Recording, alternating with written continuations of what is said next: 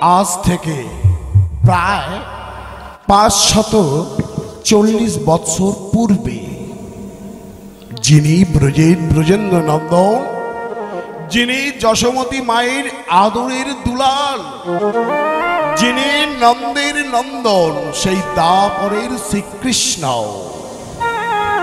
কলি যুগে কলির পাপাচারী, ব্যভিচারী, অনাচারী জীব সকলকে উদ্ধার করার লাগে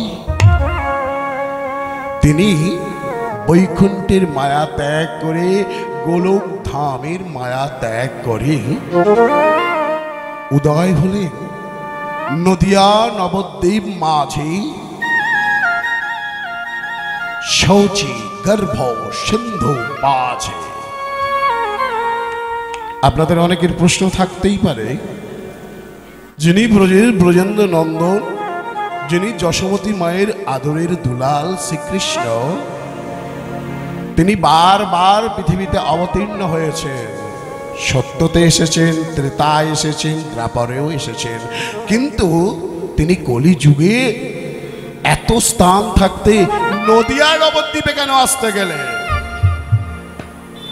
হ্যাঁ, এই ব্যাখ্যাটা একটু করার প্রয়োজন আছে। আমাদেরকে জানতে হবে তিনি কেন নদিয়া নবদ্বীপে এলেন। দ্বাপর যুগে যেতে হবে আমাদের। দ্বাপরে একবার ভক্তশ্রেষ্ঠ নারদের অহংকার হলো। অহংকার বশত তিনি প্রচার করতে লাগলেন তিনি নাকি ভগবান শ্রী বিষ্ণু হরিনারায়ণের শ্রেষ্ঠ ভক্ত। আমার পরম দয়াল ভগবান সব কিছু সহ্য করতে পারেন, শুধু দুটো বস্তু তিনি সহ্য করতে পারেন না। সেটা কি গো? সেটা হলো ভক্তের চোখের জল আর ভক্তের অহংকার। হরিবল হরিবল। তিনি একবার চিন্তা করলেন আমার নারদের অহংকার চূর্ণ করতে হবে। তাই তিনি একবার দ্বারকাতে বসে বসে সবার মাঝে বলে দিলেন আমার অসহ্য মাথার যন্ত্রণা হচ্ছে, আমি সহ্য করতে পারছি না, আমার শিরং পীড়ার রোগ হয়েছে। কত রাজবৈদ্য এলো, ওনাকে চিকিৎসা করলেন, কিন্তু কেউ সারাতে পারলেন না। কারণ আমার ছলনাময় ভগবান শ্রীকৃষ্ণের ছলনা ধরতে পারে এমন সাহস, এমন বুদ্ধি কার আছে গো? এমন বুদ্ধি কার আছে? তাই তো হরে কৃষ্ণ, তাই তো খবর দেয়া হলো নারদ ঋষিকে, যাও যাও সবাই মিলে নারদ ঋষিকে খবর দাও। নারদ ঋষি এলেন, প্রভু প্রভু আপনি অসুস্থ? হ্যাঁ নারদ, আমার যে অসহ্য পীড়া হয়েছে, মাথার যন্ত্রণায় আমার সমস্ত শরীর কেমন যেন হয়ে যাচ্ছে নারদ। কি করি বলতে পারো নারদ? কেন প্রভু, তোমার এত রাজবৈদ্য থাকতে তুমি যন্ত্রণা সারছে না? না না নারদ, এইভাবে আমার রোগ সারবে না। কেমনে সারবে প্রভু? বলে দাও, বলে দাও প্রভু, যা যা কিছু করণীয় আমি সেটাই করব আপনার জন্য। বলল নারদ, যদি কোনো ভক্ত স্বইচ্ছায় প্রেম ভক্তি সহযোগে তার পদধূলি আমার মস্তকে দিতে পারে সে, বা তুমি যদি তার পদধূলি এনে আমার মস্তকে দিতে পারো, তাহলে আমার শিরং পীড়া রোগ সেরে যাবে। চমকে বলল না, প্রভু এটা কি কি কথা বলছো? কোন ভক্ত কি কোনোদিন ভগবানের মাথায় পদধূলি দেবে? না না, দেবে না প্রভু। হ্যাঁ নারদ, যদি এটা করতে পারো তবেই আমার শিরং পীড়া রোগ সারবে। বেশ, নারদ বলল, প্রভু পৃথিবীতে তো তোমার অসংখ্য অসংখ্য ভক্ত রয়েছে, আমি এখনই যাব আর গিয়ে কোনো না কোনো ভক্তের থেকে আমি পদধূলি নিয়ে চলে আসব। বেশ, যাও যাও নারদ, তাড়াতাড়ি যাও। নারদ চলে গেল। প্রথমে গেল কোথায়? ব্রহ্মলোকে। ব্রহ্মলোকে গিয়ে ব্রহ্মদেবকে বলে, ওহে ব্রহ্মদেব, তুমি দাও দাও পদধূলি। কেন? তারপরের শ্রীকৃষ্ণের শিরং পীড়া হয়েছে, এই পদধূলি তুমি যদি দাও ভগবানের মাথায় দেব, আর ভগবানের শিরং পীড়া রোগ সেরে যাবে। ব্রহ্মা বলে বলল, নারদ, সারা বিশ্ব ব্রহ্মাণ্ড ঘুরে ঘুরে তোমার মাথার ঠিক নেই। আমি সদা সর্বদা যার নাম গান করছি, আমি তাকে কোনোদিন আমার পদধূলি দিতে পারি কি? আমি দিতে পারবো না। বেশ, তোমায় দিতে হবে না, আমি যাব শিবলোকে দেবাদিদেব মহাদেবের কাছে। ওম নমঃ শিবায়, ওম নমঃ শিবায়, ওম নমঃ শিবায়, ওম নমঃ শিবায়, ওম নমঃ শিবায়, ওম নমঃ শিবায়, ওম নমঃ শিবায়, ওম নমঃ শিবায়। চলে এলো কৈলাসে, দেবাদিদেব মহাদেবকে বলে, ওহে ভোলানাথ, দাও দাও তোমার পদধূলি, যে পদধূলি নিয়ে আমি স্বয়ং শ্রীকৃষ্ণের মাথায় দিয়ে দেব, ওনার শিরং পীড়ার রোগ সেরে যাবে। বলল, নারদ, তোমার মাথার গন্ডগোল এসে গেছে। তুমি দিন রাত এই এখানে সেখানে ঘুরে ঘুরে তুমি ভুলে গেছো যার নাম গান শ্রবণ করার জন্য আমি শ্মশানে গিয়ে অন্তত বসে থাকি। দিবারাত্রি যার নাম গান করি, তাকে কি আমি আমার চরণ ধুলি দিতে পারি? তাই নারদ, আমি আমার চরণ ধুলি দিতে পারবো না। Har Har bomb bomb, Har Har, Har Har bomb bomb, Har Har, Har Har bomb bomb, Har Har, Har Har bomb bomb, Har Har. ওম নমঃ শিবায়, ওম নমঃ শিবায়, ওম নমঃ শিবায়, ওম নমঃ শিবায়।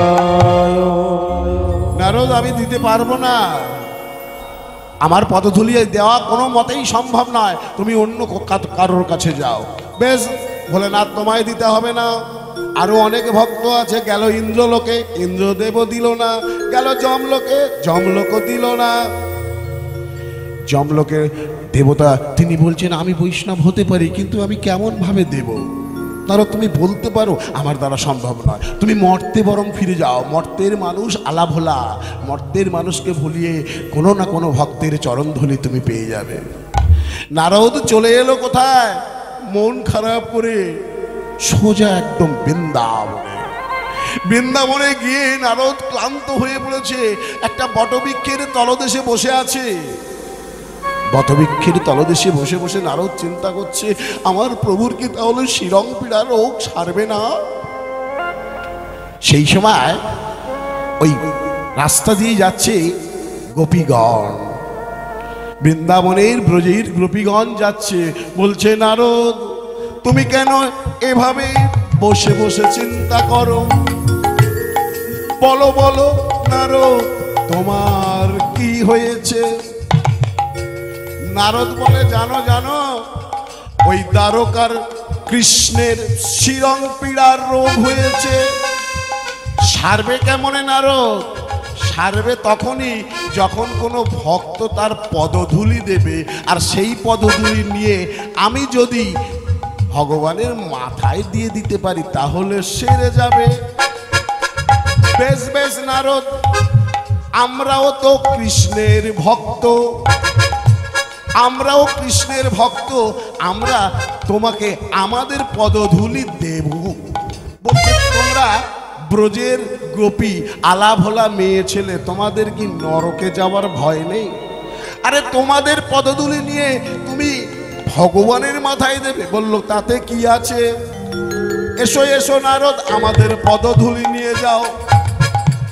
নারদ চিন্তা করছে, বেশ, কোনো কেউ যখন আমায় পদধূলি দিল না, আমি তো নারদের পদধূলি, নারদ চিন্তা করছে কেউ যখন পদধূলি দিল না, তাহলে এর পদধূলি নিলে আমাদের ক্ষতি কি হবে? নারদ নেবে কিসে? বললো তোমার উড়ুনিটা আছে, উড়ুনিটা পেতে দাও, আমি এতেই আমরা সবাই মিলে তোমাকে পদধূলি দেব। বেশ, গোপীগণ কি করছে? ব্রজের ধুলো মেখে মেখে, ব্রজের ধুলো পায়ে মাখছে, আর পায়ে মেখে সেই নারদের ওড়নাতে ঝেড়ে ঝেড়ে দিচ্ছে। যখন অনেকটা ধুলিকণা হয়ে জমে গেছে, বলছে নারদ এবার নিয়ে যাও, নিয়ে তুমি দাও, পরে যাও, যাও যাও দ্বারকায় নিয়ে তুমি শ্রীকৃষ্ণের মাথায় দিয়ে দাও। নারদ বলে বেশ। নারদ ওই ধুলি নিয়ে সোজা একদম দ্বারকাতে গিয়ে দেখছে ভগবান শ্রীকৃষ্ণ তার পত্নীগণের সঙ্গে আনন্দ উল্লাসে ব্যস্ত। বলছে ভগবান এটা কি হলো? তুমি বললে ব্রজের তুমি বললে একটা পদধূলি নিয়ে এসো ভক্তের, আমি নিয়ে আসলাম, আর তুমি মাথায় না দিয়ে এখন তোমার স্ত্রীদের সঙ্গে তুমি হাসাহাসি করছো বসে বসে রাজপ্রাসাদে। বলছে হে নারদ, শোনো শোনো, তোমার যে অহংকার হয়েছিল, তুমি যে অনেক বড় আমার ভক্ত, কিন্তু তুমি তো পদধূলি দিলে না। কারা দিল? যারা বলে আমরা অনেক অনেক বড় বৈষ্ণব, সেই দেবতাগণ তো দিল না। কারা দিল? ওই ব্রজের গোপীগণ নরকের ভয় না করে তারা দিল। আর যখনই তারা তোমার উড়ানিতে ওই ব্রজের ধুলি দিয়ে দিল, তখনই আমার শিরং পীড়া রোগ শেষ হয়ে গেছে। বলছে ভগবান তাহলে এই ধুলি নিয়ে কি করব? বলছে এই ধুলি নিয়ে কি করবে জানো? নারদ উড়ায়ে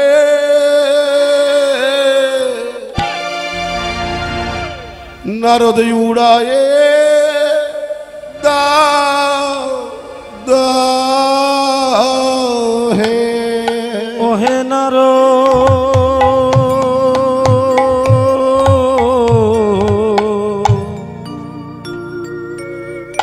উড়ায়ে দাও হে। এই ব্রজের ধুলি গোপীগণে পদ রেণু নারদ উড়ায়ে দাও দাও হে। গোপীগণে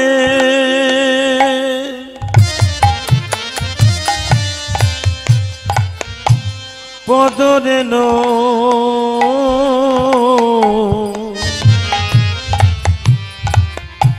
উড়ায়ে দাও হে। নারদ উড়ায়ে দাও দাও হে। গোপীগণে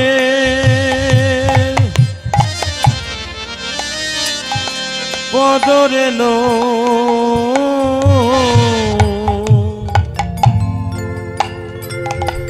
উড়ায়ে দাও হে।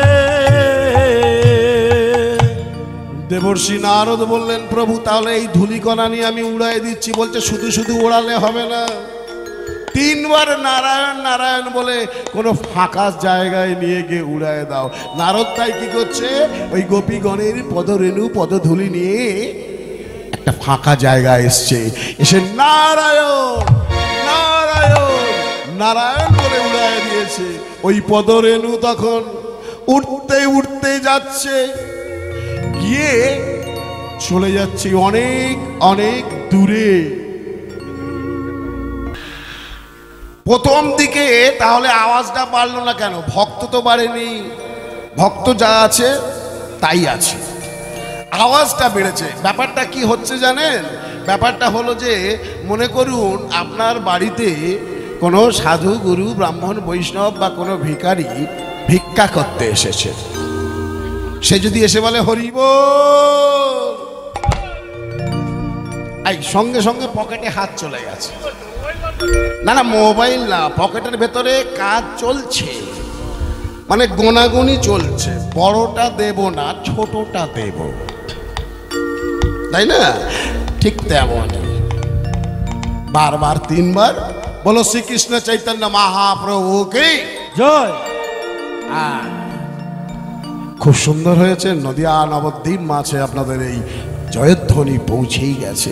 ঠিক তেমনি নারদ যখনই ওই ধুলো উড়ায় দিয়েছে, ধুলা উড়ে উড়ে চলে যাচ্ছে, নারদ প্রশ্ন করল, প্রভু এই ধুলা কোথায় যাবে, আর এই গোপীগণের পদধূলির মাহাত্ম্য কি? বলছে জানো, এই ধুলা যেখানে গিয়ে উড়ে পড়বে আমি সেখানে কলিযুগে অবতীর্ণ হব। আমি নদিয়াতে গৌরাঙ্গ ও হব। হরি হে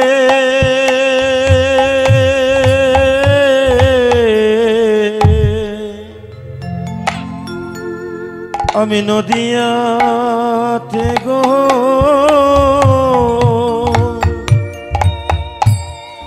রঙ্গ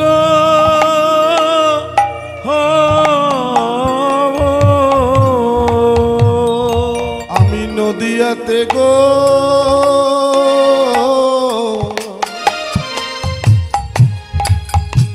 গৌরাঙ্গ হব।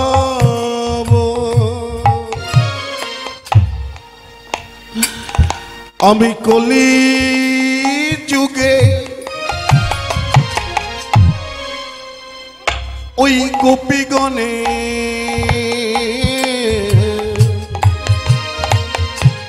গোপীগণের পদরেণু যেথায়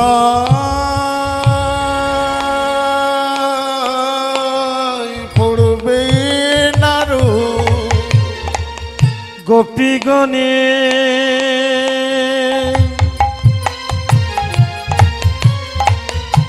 পদরেণু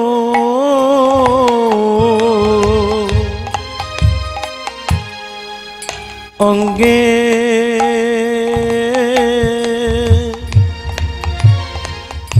অঙ্গে মাকিব। বেশ বেশ প্রভু, বুঝতে পারলাম যেথায় এই গোপীগণের পদরেণু পড়বে তুমি জন্ম নেবে সেথায় কলিযুগে, কিন্তু সেখানে গিয়ে কি করবে? আমি রাধা রাধা বলে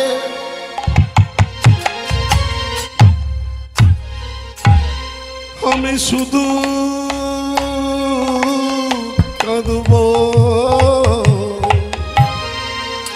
আমি নদিয়াতে গৌরাঙ্গ ও ও হব। রাধা রাধা বলে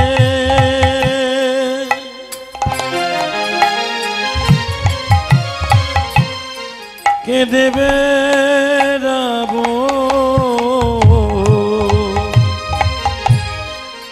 নদিয়াতে রঙ্গ আমি রাধা বলবো আর রাধা বলে কাঁদব। নদিয়াতে গৌরাঙ্গ ও হব। রাধা রাধা বলে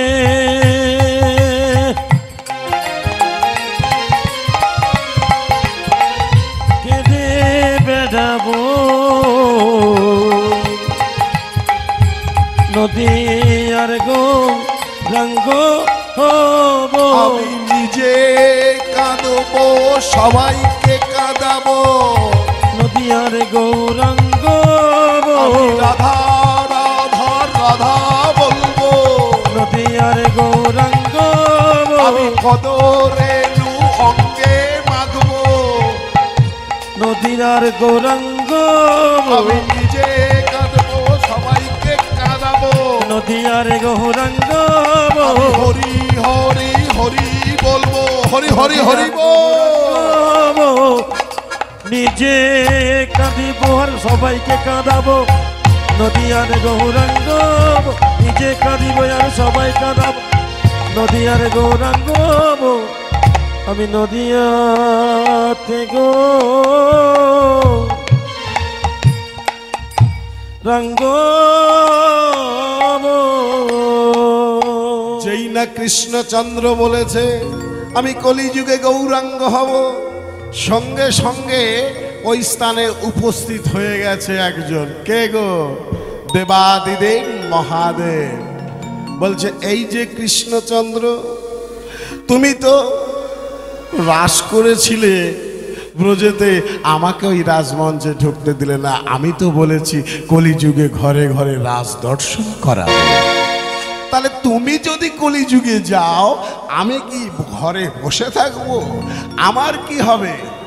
বলাই ছুটে এসেছে দাদা বলাই, বলছে কৃষ্ণ তুই যদি যাস কলিযুগে, তাহলে আমায় কি হব একবার বলে দে। বলছে দাদা চিন্তা নেই, আমি সবার জন্য একটা করে নতুন আধার কার্ড করে রেখেছি। কি করে রেখেছি? দাদা তুমি দাপরের বলাই, দাদা তুমি হবে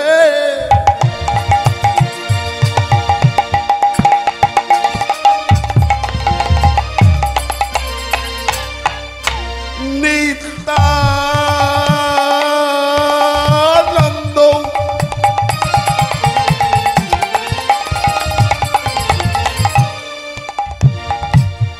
ভোলানাথ হবে অদ্বৈত। ওগো তুমি হবে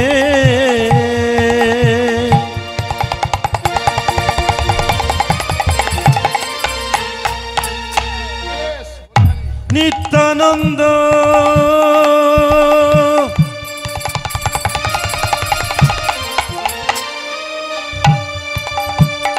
ভোলানাথ হবে অদ্বৈত। দাদা তুমি হবে নিত্যানন্দ।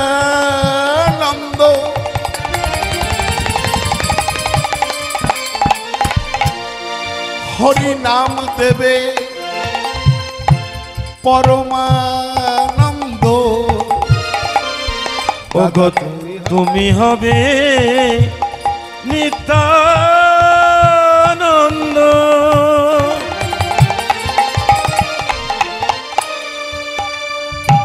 আমি হব অদ্বৈত।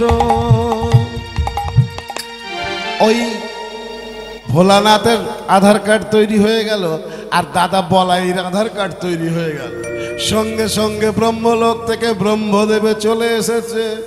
বলছে ও ঠাকুর আমার তাহলে কি হবে? বলছে তুমি গরু চুরি করেছিলে। বলছে প্রভু আর বলো না, লজ্জা দিও না, তুমি বলো না আমার কি হবে। বলো তুমি লাইনে দাঁড়াও। দুজন সখী চলে এসেছে। কে গো? ললিতা আর বিশাখা।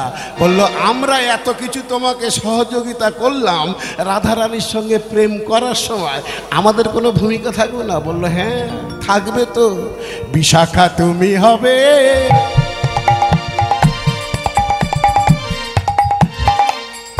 রামানন্দ।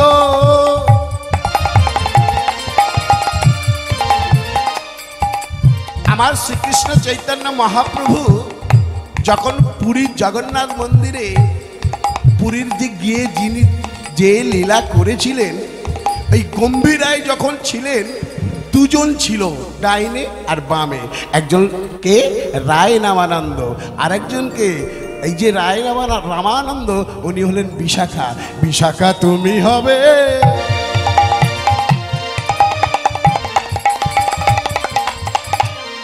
রামানন্দ।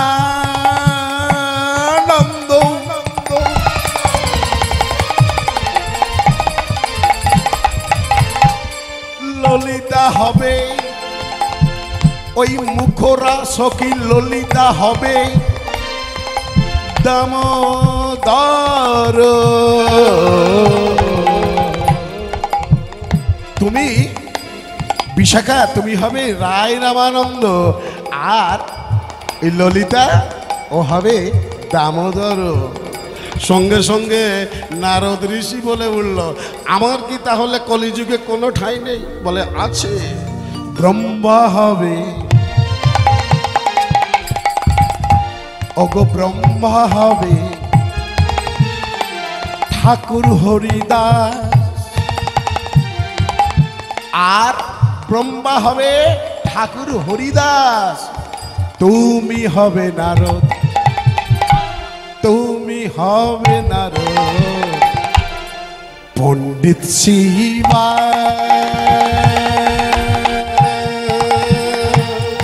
ওগো তুমি হবে রায়, পণ্ডিত শিবা। দাদা তুমি হবে নিত্যানন্দ,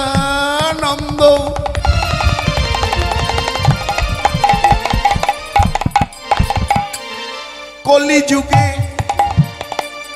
প্রেম দেবে, হরি নাম দেবে, পরমানন্দ।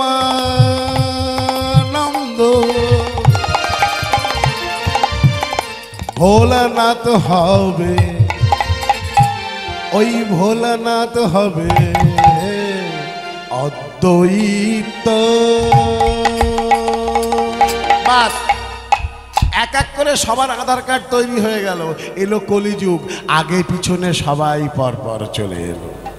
সেই আজ থেকে 540 বছর পূর্বেই নদিয়া নবদ্বীপ মাঝে যিনি ব্রজের ব্রজেন্দ্র নন্দন, যিনি যশোমতী মায়ের আদরের দুলাল নন্দের নন্দন শ্রীকৃষ্ণ, তিনি আমাদের মতো পাপাচারী, ব্যভিচারী, অনাচারী জীব সকলকে উদ্ধার করার লাগি উদয় হলেন জগন্নাথ মিশ্রের গৃহে নদিয়া নবদ্বীপ মাঝে, শৌচি গর্ভ সিন্ধু মাঝে। আমার মহাপ্রভু আজ নদিয়া নবদ্বীপ মাঝে, নদিয়া নবদ্বীপের রাস্তায় বেরিয়ে পড়েছে। সঙ্গে রয়েছে কে? অদ্বৈত আচার্য, সঙ্গে রয়েছে নিত্যানন্দ, সঙ্গে রয়েছে কে? দাদা নিত্যানন্দ শিবাস ঠাকুর আর রাধারানী স্বরূপা গদাধর। তিনি কি করছে? হরিনাম দিচ্ছেন। কি বলছেন? তোমরা নাম ভজ, নাম চিন্ত,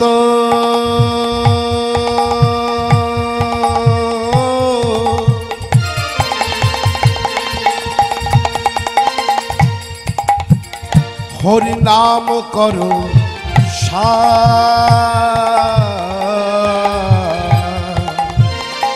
নাম ভজ,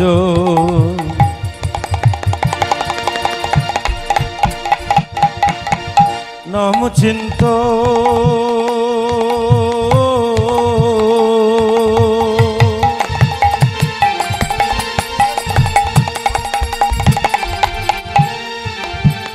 নাম করো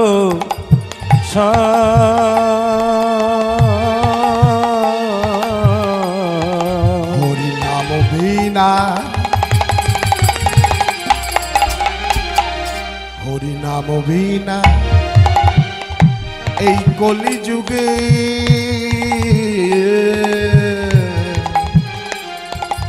গতি নাহি নাম বিনা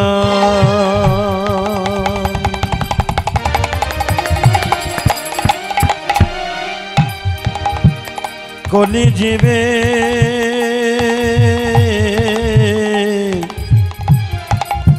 গতি নাহি আমার মহাপ্রভু শিবাসঙ্গনে দাঁড়িয়ে বললেন কি? হরের নাম হরের নাম হরের নাম ইব কেবলম, হরের নাম হরের নাম হরের নাম ইব কেবলম, কলু নাস্তব্য নাস্তব্য নাস্তব্য গতিরন্যথা। হরিব তিনি তিনবার বললেন নাস্তেব্য নাস্তেব্য নাস্তেব্য। এই কথাটা 3 বার কেন উচ্চারণ করলেন? তিনি বললেন কলি যুগে হরি নাম ছাড়া কোনো গতি নাই, গতি নাই, গতি নাই। সত্য, ত্রেতা, দ্বাপর, কলি 4টে যুগ বাবা। সত্য যুগেও মানুষ ভগবানকে পেয়েছে, তবে অনেক কষ্ট করে পেয়েছে।